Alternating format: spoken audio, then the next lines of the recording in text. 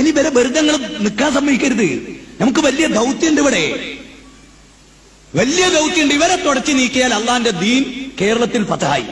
ഞാൻ ഒന്നുകൂടെ പറയും, ഈ മർക്കസു സക്കാഫത്ത് സുന്നിയെ പൂട്ടിയിട്ട് സക്കാഫി പട്ട് ഒഴിവാക്കിയാൽ കേരളത്തിൽ 10 കൊല്ലം കൊണ്ട് ഇസ്ലാമിന്റെ രാജ്യമാക്കി മാറ്റി നമ്മൾ ഈ കേരളം.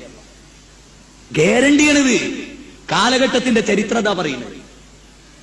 നിങ്ങൾക്ക് ഇന്നത്തെ कितना परसेंट है अभी आजकल डोमिनेंट पार्टीज का एक स्टेट में आप देखो.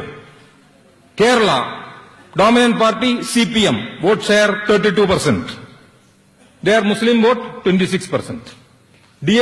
CPM vote is 32%. DMK vote share 28%. ठीक है. Telugu Desam vote share 32%. सब यही है, same level. Lalu Prasad Yadav last time vote share 26%. Mulayam Singh ji और नीचे है 22%. मायावती आगे है. सो दिस मीन्स ये है गोल्डन, ये हमारा मौका है. This is a golden opportunity. കേരളത്തിലെ മുസ്ലിമുകൾക്ക് മാത്രമല്ല, ഇന്ത്യയിലെ മുസ്ലിമുകൾക്ക് കൂടി ഏറ്റവും സുവർണ കാലഘട്ടമാണത്. അത് മനസ്സിലാക്കിയില്ലെങ്കിൽ ശരിയാവില്ല. ഇളം പ്രായത്തിൽ തന്നെ പെൺകുട്ടികളെ വശത്താക്കുക എന്ന ലക്ഷ്യത്തോടെ സ്കൂളുകള്, കോളേജുകള്, ഹോസ്റ്റലുകള്, കച്ചവട സ്ഥാപനങ്ങള്, ട്രെയിനിങ് സെന്ററുകള് എന്നുവേണ്ട ഒരുവിധം ആളുകൾ കൂടുന്നിടത്തെല്ലാം തീവ്രവാദ ചിന്താഗതിക്കാരായ ജിഹാദികള് വലവിരിച്ചിട്ടുണ്ട് എന്ന് നമ്മൾ തിരിച്ചറിയേണ്ട സമയം കടന്നുപോയി എന്ന് ഞാൻ വിചാരിക്കുകയാണ്.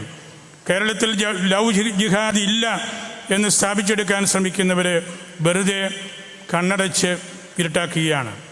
അങ്ങനെ ശ്രമിക്കുന്ന രാഷ്ട്രീയ, സാമൂഹിക, സാംസ്കാരിക, മാധ്യമ പ്രവർത്തകർക്ക് അവരുടേതായ നിക്ഷിപ്ത താല്പര്യങ്ങൾ ഉണ്ടാവാം. ഒരു കാര്യം പകൽ പോലെ വ്യക്തമാണ്, നമ്മളുടെ പെൺകുട്ടികളെ നമുക്ക് നഷ്ടപ്പെടുന്നുണ്ട്.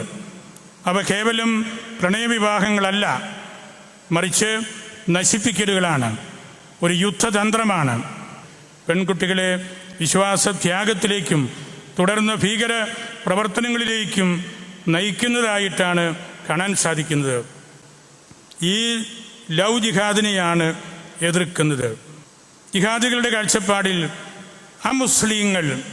മുസ്ലിങ്ങളല്ലാത്തവർ നശിപ്പിക്കപ്പെടേണ്ടവരാണ്. ലക്ഷ്യം മതവ്യാപനവും മുസ്ലിങ്ങളുടെ നാശവുമാകുമ്പോൾ അതിന് സ്വീകരിക്കുന്ന മാർഗങ്ങൾക്ക് പല രൂപങ്ങളും ഉണ്ടാകുന്നുണ്ട്. അത്തരം 2 മാർഗങ്ങളാണ് ഇന്ന് വ്യാപകമായി ചർച്ച ചെയ്യപ്പെടുന്ന ലവ് ജിഹാദും നാർക്കോട്ടിക് ജിഹാദും.